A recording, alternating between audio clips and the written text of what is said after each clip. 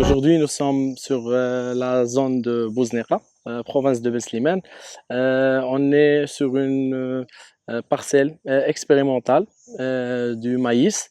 Notre objectif, c'est de tester différentes solutions de gestion des adventices sur maïs.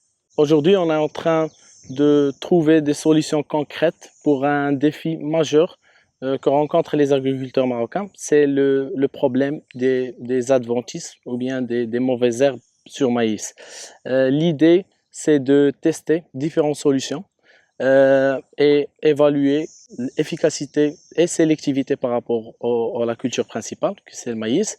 Et aussi, l'objectif, c'est de récolter et enregistrer des données et de la data qui sera utilisée ultérieurement pour l'évaluation de ces solutions.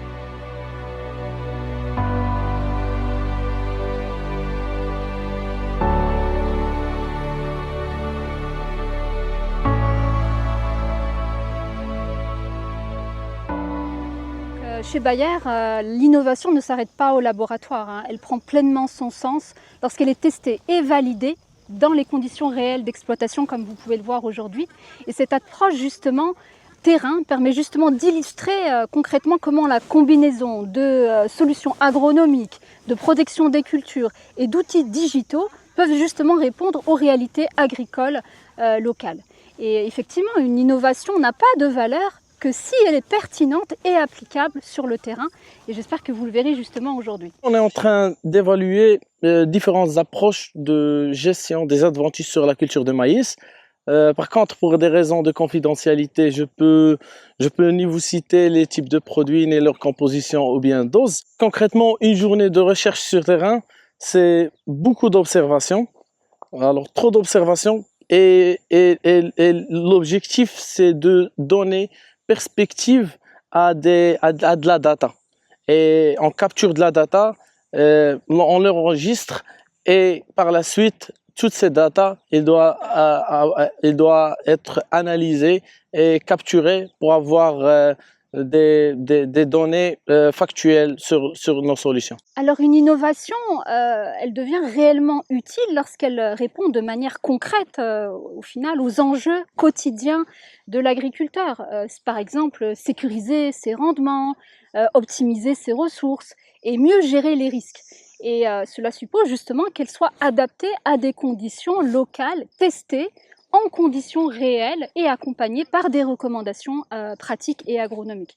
Et effectivement, comme vous le disiez, son utilité se mesure avant tout à son impact sur les performances et la résilience de l'exploitation. C'est très visible que les adventices sur cette parcelle sont plus vigoureux, ils sont plus nombreux que les adventices sur cette parcelle-là. Les adventices, on a ici deux types d'adventices majoritairement qui existent ici.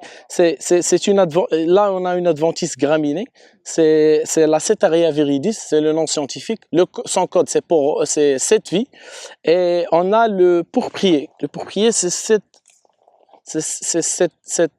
plante-là. Et son code, c'est porol. Et on trouve plus souvent sur cette parcelle alimentaire en comparaison avec cette parcelle. Cela veut dire que le produit testé au niveau de cette parcelle alimentaire, il a prouvé d'efficacité si on le compare avec cette parcelle. Et c'est ça l'objectif. C'est de voir, d'évaluer et mesurer l'impact des solutions.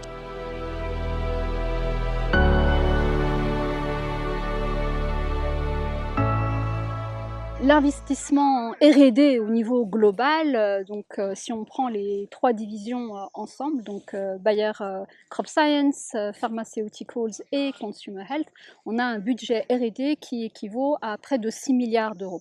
D'accord.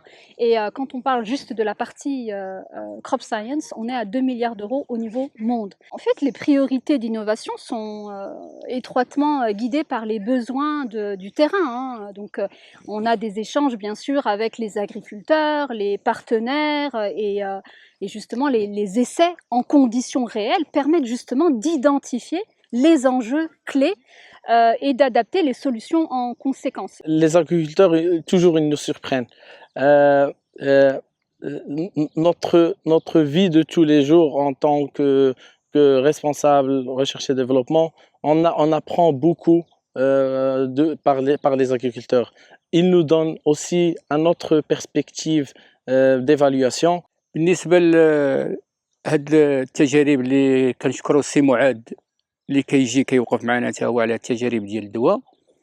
كانت عندنا معاناة من بكري قديمة، كنا بدينا من 2010 تقريبا 2008 2009 كنا كنلقاو معاناة ديال الدواء، كنديرو شي دواء ولكن ما كنعرفوش النتيجة من بعد ديال الدواء. ومن خلال هاد التجارب اللي دارت دابا لاحظنا كاين الفرق وكاين النتيجة، ولهذا من خلال ما كتشوفوه حاليا في التصاور دابا اللي كنشوفوا راه كاين الفرق، راه كتبان النتيجة مزيانة. Donc l'intelligence artificielle dans le monde, dans l'univers de l'agriculture, en fait, ça s'inscrit complètement dans les évolutions en fait progressives en fait des pratiques agricoles.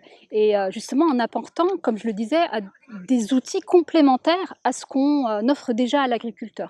Donc ce sont des outils complémentaires à la décision. Et elles permettent justement d'affiner certaines recommandations agronomiques en fonction des conditions spécifiques de chaque parcelle, en fonction bien sûr des conditions climatiques par exemple. Et l'enjeu est justement d'apporter plus de précision et d'efficacité tout en s'appuyant sur l'expertise de l'agriculteur. Qu'est-ce que je pense justement de l'agriculture dans les 10 ans à venir? Je pense que ça va devoir passer par une combinaison d'innovation, vous l'avez vu aujourd'hui, des pratiques justement durables. Donc quand on parle de durabilité, on parle aussi de l'apport en termes de solutions biologiques, biostimulants. On parle aussi des différentes innovations numériques qui vont permettre justement une agriculture de précision et qui va permettre aussi une meilleure connaissance du terrain afin justement de concilier la performance donc de l'exploitation et la préservation des ressources. Et je pense que c'est là le vrai enjeu de l'agriculture marocaine dans les 10 ans à venir.